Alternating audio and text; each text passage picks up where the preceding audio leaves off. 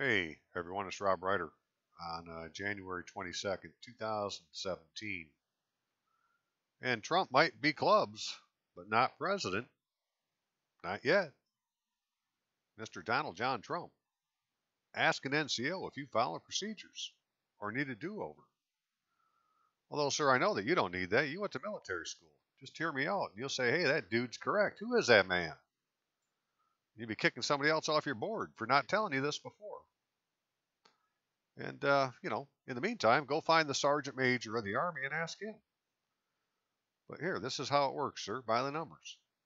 So in Article 6 of the Constitution, it says the senators, representatives, before mentioned, and all the members of the several state legislatures and all executive and judicial officers, both of the United States and the several states, shall be bound by oath or affirmation to support this Constitution, but no religious test shall ever be required as a qualification to any office or public trust under the United States. Well, I think we can all agree that you are in the executive, so you would need to take the oath that it's talking about in Article 6. And Article 6 specifically says there shall be no religious test. Now, this oath that they're speaking of here is found in the first statute of the first Congress. And we can just take a quick look at it because, hey, I got it on here someplace. Where did I put it? Well, it's right here. In which it says, laws of the United States, acts of the first Congress of the United States. Hey, George Washington. And it says in the very first statute, in the very first chapter, in the very first section, in the very first sentence, being enacted by Senate and House of Representatives of the United States of America in Congress assembled, that the oath or affirmation required by the 6th article of the Constitution of the United States shall be administered in the form following, to wit, I, A.B., that's where you say Donald John Trump, do solemnly swear or affirm that I will support the Constitution of the United States. Period. You would be done. Now, I know that's not the presidential oath. That's okay. It means you got to take 2 oaths. As it turns out, all officers, commissioned officers, have to take 2 oaths. And this is the one that nobody's taking this oath right now. Nobody. So there are no commissioned officers in the United States. I just made this fact known to the 6th Court of Appeals. Is that what it is? Yeah, for Michigan, whatever our appeals court is, 6th Court of Appeals, to the chief executive. And I'll show that in another video, but that isn't what this is for. My point is, sir, this is the oath you need to take. You didn't take this one. Well, you got to do a do-over. Now, yes, you need to take that one. However, you need to take the other one that you were supposed to take. And that's in Article 2, which says the oath of office of the President of the United States is the oath or affirmation that the President of the United States takes after assuming the presidency. Well, this is after you assume the presidency, but to claim the presidency as an officer of the executive, you take the oath in Article 6 first. But before he or she begins execution of his office. So you're already the president, but you can't execute your office yet. If you've taken this oath, found here. Right? Laws of the United States, acts of the first Congress of the United States, commonly known as 1 Stat 23. Just say, ask your White House counsel to get you a copy of the first statute of the first Congress. And you'll be looking at this. Okay, continuing on. So then, in Article 2, though, you have another oath to take, which says, no place to put your name, sir. You're not supposed to say your name in this one. I do solemnly swear that I will faithfully execute the office of the United States, or of the office of President of the United States, I'm going to start over. Should do it properly, right? So I do solemnly swear that I will faithfully execute the office of President of the United States and will, to the best of my ability, preserve, protect, and defend the Constitution of the United States. You're done. That's all that quasi-Chief Justice Roberts had to say. As soon as he said, "So help me God," I watched. You both still had your hands up. You're still taking the oath. He wasn't done with the oath until he said, "So help me God." Well, that just violated the frickin' 6th article of the Constitution, which says no religious test shall ever be required. So if you didn't take the one in Article 6, you're missing that one, and you fucked this one up, sir. You got a do-over. Right? Drop it, give me 10. It's okay. We'll just do it again. Let everybody line up. Let's do it one more time so you can get it right this time. You need to take this oath this way by yourself without anything added to it. Right? Donald John Trump needs to say, "I do solemnly swear that I will faithfully execute the office of President of the United States and will, to the best of my ability, preserve, protect, and defend the Constitution of the United States." And then sign the paper. And it can all be done. Now, there is one other oath, and that's found in 5 U.S.C. Code 3331. Well, this is one of other oaths. But this one here is the one that an individual, except the president, elect or appointed to an office of honor or profit in the civil service or uniformed services, well, that would mean the military, shall take the following oath. IAB. Hey, I state your name. Do solemnly swear that I will support and defend the Constitution of the United States against all enemies, foreign and domestic, that I bear true faith and allegiance to the same, and that I take this obligation freely without any mental reservation or purpose of evasion, and that I will well and faithfully discharge the duties of the office for which I'm about to enter. So help me God. Well, I just made that unconstitutional. But beyond that, it says this section does not affect other oaths required by law. And the one oath you all can't get around is this one here, that this oath is for everybody, for all officers of the United States and the several states, for them to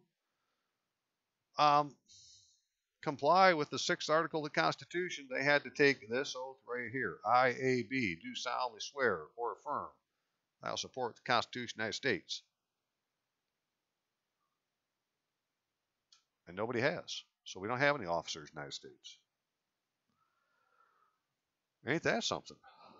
Why is that important? Well, what else might there be with that? Here's why. Because in the Magna Carta, in chapter 39, it says, "No free man shall be taken or imprisoned or deceased or exiled or in any way destroyed, nor will we go upon him, nor send upon him, except by the lawful judgment of his peers or by the law of the land." And that's where the idea of due process comes from. And if you read about due process, you'll see that it basically comes from the Magna Carta. And they considered that due process. So, what that means to us is if you didn't take this proper oath, or if any other officer, senator, representatives, members of the several state legislatures, executive and judicial officers, both of the United States and the several states, shall be bound by oath or affirmation to support this Constitution. But no religious test shall ever be required as a qualification to any office of public trust under the United States. And every oath that anybody says, "So help me God" at the end. So somebody's taken this secular document and turned it into an ecclesiastic constitution of some kind. People with Judeo-Christian beliefs, they don't know who they are. They don't know if they love Jesus as God or hate him. But they're going to play both sides because, well, they just figured that it's easier that way. I'm afraid you can't do that. And so everybody that wants to wield any of the sovereign power, whether it be from the federal or the state, has to have taken this oath, which is found only one place, and that's in the very first statute of the very first Congress of the United States. Hang on just a second then. Okay. Yeah, we're working. Okay, sir. So not only you have a defect, but all officers of the United States, all judicial officers local, all executive officers local, all state officers local, anybody local, they don't have the proper oath of office filed in their records. And so this is a form called the SF-61, Standard Form 61, that comes from the Office of Personnel Management. Appointment affidavits, which is showing where the oath of office is. And if we were to just quickly go back and say, well, where did that come from? Well, we're basically talking about this oath right here. Yep, that right there. But if you were to look closely where it says I, B, do solemnly swear or affirm, right, they put that outside of the box. Right? A, oath of office. I will support and defend. Well, that's starting inside of the oath of office in 5 U.S.C. 333. So they didn't take the oath in 5 U.S.C. 333, and therefore, by due process, they don't have any constitutional authority and they can't enforce the law. And that means something to somebody because they're using that against the rest of us. They know that these people don't have that power. It said the Magna Carta only applied to the 150-some barons, right? Everybody thinks it applied to them. No, it's to the 150-some barons. In fact, there are actually two charters. There was that charter in 1215, and then in 1217, there's the Charter of the Forest that was coerced out of the young king, although I don't know they had to coerce out of him. They didn't get it out of John. Basically, John got killed. And young Henry did the Charter of the Forest. Well, they didn't bring the Charter of the Forest to the United States. They just brought the Magna Carta. They act like the Charter of the Forest didn't exist, but it did. But by due process, right, since they didn't take the proper oath, the people that want it to be that way can say, well, you didn't take the proper oath, so you don't have any power to enforce the Constitution. And this would be all civil officers take this. And it's from the U.S. Office of Personnel Management. Well, just as bad is this oath of office of commissioned officers, which says that it falls under 5 U.S.C. 3331, which, of course, is the one we've been looking at, to create a record of the date of acceptance of appointment. Now, this one doesn't say anything about being an oath of office. Well, it does there, but it doesn't say here its principal purpose is to evidence the oath of office being taken, just to create a record of the date of acceptance of appointment. That's what this piece of paper is for. The Social Security number is used to identify the member. They're not identifying people by their name, and your Social Security account is tied to your name with your middle initial, not your full legal name with your full middle name. And if you were to look at the stub that comes with the Social Security card, if you were lucky enough to have such a thing, you'd see what I'm talking about. I've shown it in other videos. But continuing on, not only that, but whoever's filling this out as an officer, now, commissioned officer, I got nothing against you, right? But I'm going to tell you right now, you're being played for a fool. You didn't join the United States Army. You joined the Army of the United States. And people can say, well, there's no difference, blah, blah, blah, blah, blah. Well, yeah, there is. There's all sorts of difference. And the oath you took doesn't match the wording in 5 U.S.C. 333. I state your name, right? And then they want you to put your Social Security number in. It didn't say to do that. Although they did say up here that the Social Security number is used to identify the member. They're not going to use your name. They're going to do it by your Social Security number. So this oath is fucked up, right? It's blasphemy, for God's sakes. What they did to you, so now let's just look at the words, right? We'll just let the words do the talking. Army of the United States. The Army of the United States, or Armies of the United States, is the legal name of the land forces of the United States. So they say. The Army of the United States was also used as the official name for the conscription force of the United States Army. The last use of Army of the United States was during the Vietnam War. It was disbanded in 1974, 1 year after U.S. forces withdrew from the Republic of Vietnam. There is no Army of the United States.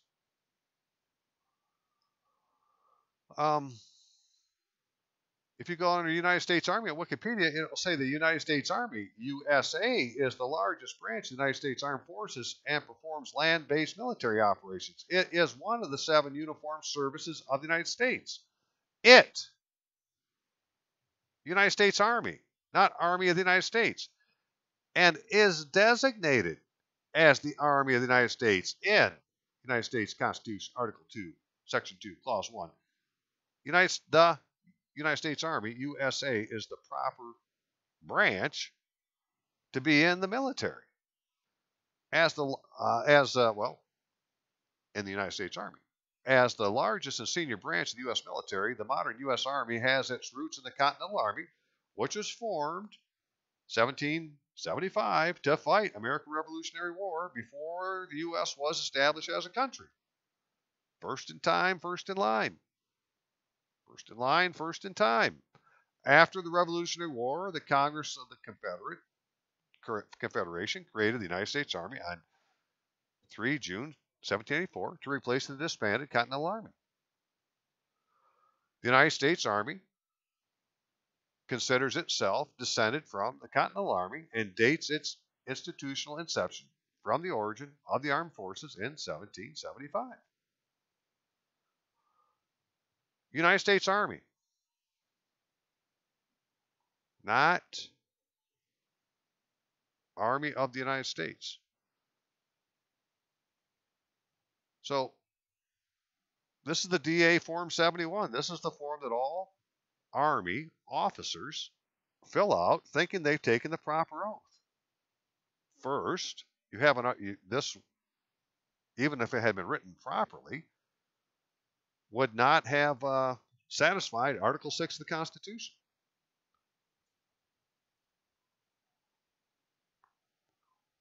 Whenever any person is elected or appointed to an office of honor or trust under the government of the United States, he, she is required before entering upon duties of his, her office to take and subscribe the oath prescribed by 5 U.S.C. 3331. And this isn't it. It's like you got to send it in on a separate piece of paper. Oath of office may also be taken before any civil officer who is authorized by the laws of the United States or by local municipal law to administer oaths. That'd be like the mayor. And if so administered by a civil official, the oath must bear the official seal of the person administering the oath.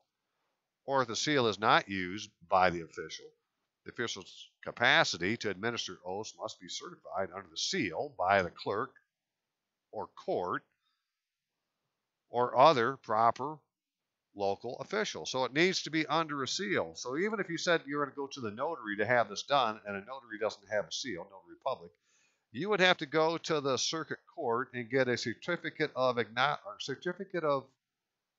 authority, I think is what they call it, that states that that person actually is a notary. Right? It's like to certify that the person who did the actual deal had the authority to do what they did. Because if somebody was to take this oath and then say that, well, now that made me an officer in the United States Army, I would have to say you're incorrect.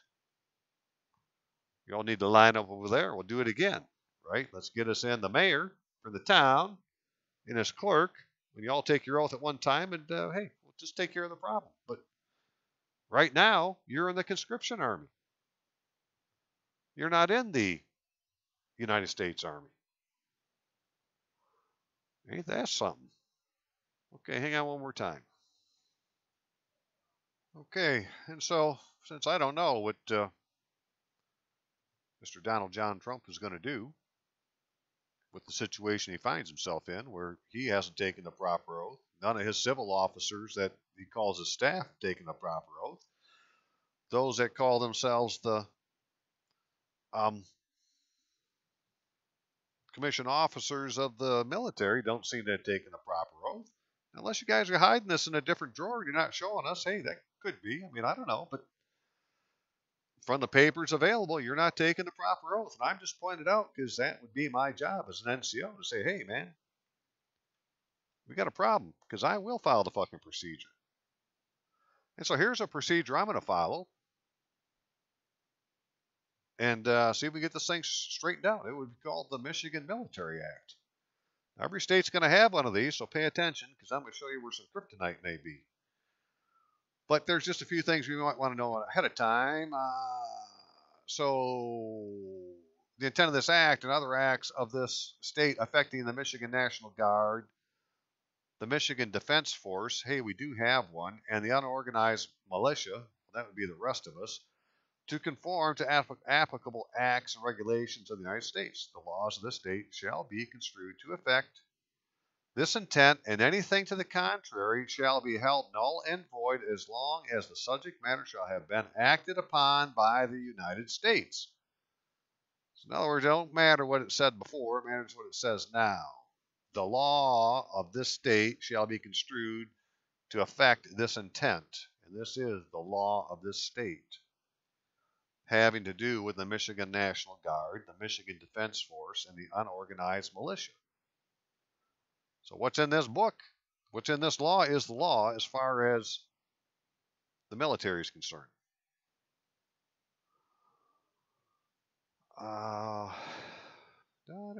So let's see who's in the military. State military establishment, composition, organization, and unorganized militia. The organized militia of this state, taken collectively, shall be known as the state military establishment and constitutes the armed forces of this state. The organized militia consists of the Army National Guard, the Air National Guard, the Defense Force when actually in existence as provided in this act. The unorganized militia consists of all other able-bodied citizens, all other able-bodied citizens of this state, and all other able-bodied citizens who are residents of this state, who have or shall have declared their intention to become citizens of the United States, who shall be age 17 or over and not more than age 60, and shall be subject to state military duty as provided in this act. Everybody between the age of 17 and 60 is in the fucking military. They can call you up in a heartbeat. Everybody. All able-bodied citizens, right? And so the thing is, none of us are citizens. We're all residents. They never properly registered us. So we're not getting the credit of being a citizen. We're getting the credit of being a legal alien, or at least a resident, but we're not a citizen. But continuing on, I know that bothers some people, so you don't have to be. I don't really care what you do. I'm not talking to you anyways. I'm talking to the military. I'm talking to Donald John Trump. Man, let's get this shit figured out. Because, brother, you get it done right, and the devil ain't going to know what happened to him. We'll drive his ass like a tent peg.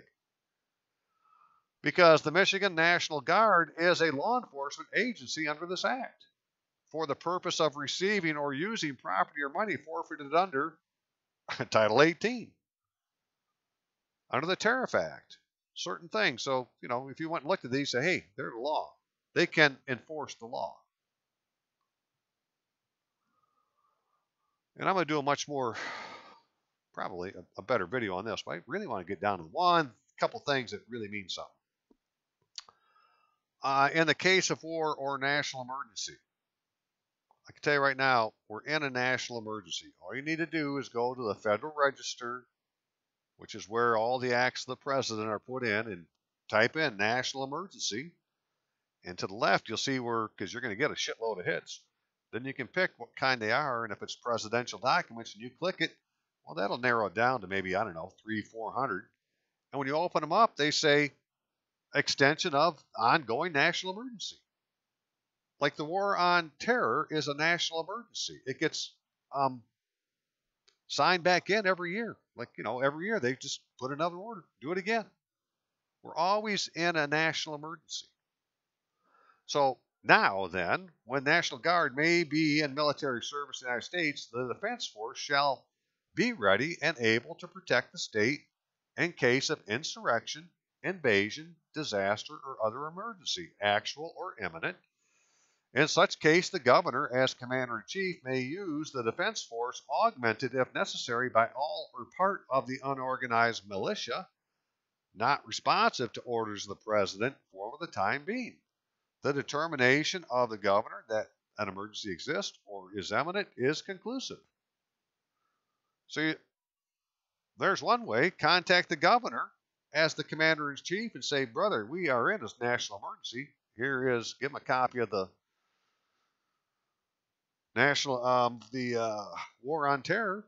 So that's a national emergency. We're in one. Right? So now we have a problem because our problem is we have people usurping the powers of office. That'd be an insurrection. When you go to court and they're not using any court seals and they're taking your property, well, that just ain't quite right. Well, that isn't the government doing it to you. That's somebody who's usurping the powers of the government. The rebels have taken over the courthouse. What did this say? Reference to Michigan state troops in any law is construed to refer to the defense force. So they're not talking about the Michigan State Police. Michigan state troops are the defense force. We got a thing called the Michigan Defense Force. They can use up to 15% of the National Guard to make up the defense force. And then they can call up whoever they need to. And I think they're going to have to call up a bunch of attorneys because when we get down here, I'm going to show you what they got to do. So Adjutant General, appointment qualifications. Not later than 10 days after appointment, the Adjutant General shall file his or her constitutional oath of office with the Secretary of State. Well, which one would that be? That would be the one for Article 6 of the Constitution that everyone has to take. You may have something else to take, but you must take the one in Article 6 or you're not an officer of anything. All right. So what powers and duties? The Adjutant General is the military advisor to the governor and the director of the Department of Military and Veteran Affairs. I think that's the hat we want him in. The Adjutant General's office is in Lansing. The Adjutant General may publish orders and other directives in the name of the governor and this state to implement and administer the duties and responsibilities outlined in this act. The Adjutant General's duties include the development and implementation of plans for the defense of state military personnel, lands, installations, vital resources, maintenance of the personal records of all active, inactive, retired, or deceased personnel of the state military establishment and liaison in the transaction of official business for this state with the United States and with other states and territories. Now we got to stop for a second. So the Adjutant General has personnel records on everybody between the age of 17 and 60, because that would have put you in his jurisdiction. And so these duties are talking about almost read like the Secretary of State. So does that mean the Secretary of State is the Adjutant General, or is the Adjutant General the Secretary of the State? Well, I'm going to find out by just trying to find these records. The Adjutant General shall maintain record of claims of state gratuities for military service rendered by citizens of the state. When authorized by the legislature, shall receive, examine, process, recommend payment of gratuities pursuant to law. The Adjutant General may use the coat of arms of this state with the words State of Michigan, Department of Military and Veterans Affairs as the seal of office. When you find that seal, you found the Adjutant General. And he's the one that has the records. And he's the one that liaisons in the transaction of official business for this state with the United States and other states and territories. He's got all the powers of the quartermaster. He's in charge of all the property. And he or she may receive and expend grants from federal sources for these purposes and may enter into agreements with agencies of the federal government for purposes of extending available insurance programs to members and employees of the state military establishment. Well, remember, we're all part of the state military establishment, so he can cut you a better deal for better insurance. We don't need Obamacare. We need the frickin' the adjutant general to, show us the plan. But here's the really good part. Besides, the adjutant general shall appoint an inspector general. So that's what I'm going to find. Staff judge advocate. The adjutant general shall appoint as staff judge advocate an officer of the National Guard who shall be an attorney at law licensed to practice in the state. He shall perform the duties required of him in the administration of military justice or to perform other legal duties of an official nature. The adjutant general shall provide within his office for the administration of military justice as provided in the State Code of Military Justice and shall administratively supervise the claims in behalf of personnel of the state military establishment and the public generally against the United States or the state under the Federal Tort Claims Act and other state and federal acts. 32.720 on the Michigan Compiled Laws, that would be MCL 32.720, states that the adjutant general shall appoint a staff judge advocate, an officer of the National Guard who shall be an attorney at law licensed to practice in the state. He shall perform the duties required of him in the administration of military justice or to perform other legal duties of an official nature. Those are the ones we're going for. The adjutant general shall provide within his office for the administration of military justice as provided in the State Code of Military Justice and shall administratively supervise the claims in behalf of personnel of the state military establishment and the public generally as against the United States or this state under the Federal Tort Claims Act or other state and federal acts. He's your attorney to file a federal tort claim, which is exactly what I'm going to do against the government for none of its officers taking their fucking oath. That and stealing my identification. So that's what I'll work on this week. But go find this in yours and, this is the person who has a duty to file your claim for you against the United States for federal tort claims. And your claim is they stole your identity. Or your claim is that they are denying you due process. Right? They're violating your civil liberties. Because they haven't, the people that are trying to take you to court are all officers of something.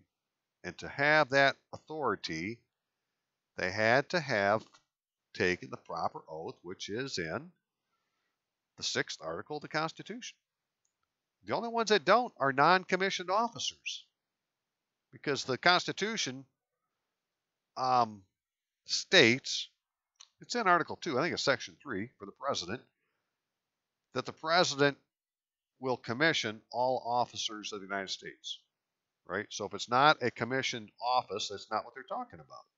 But it would have to say it's non-commissioned officer. And so they don't have to take it. And so they, to me, appear to be the only ones who are properly in the military right now. That's why I had mentioned to you Mr. Donald John Trump to ask an NCO if you file procedures or need a do-over.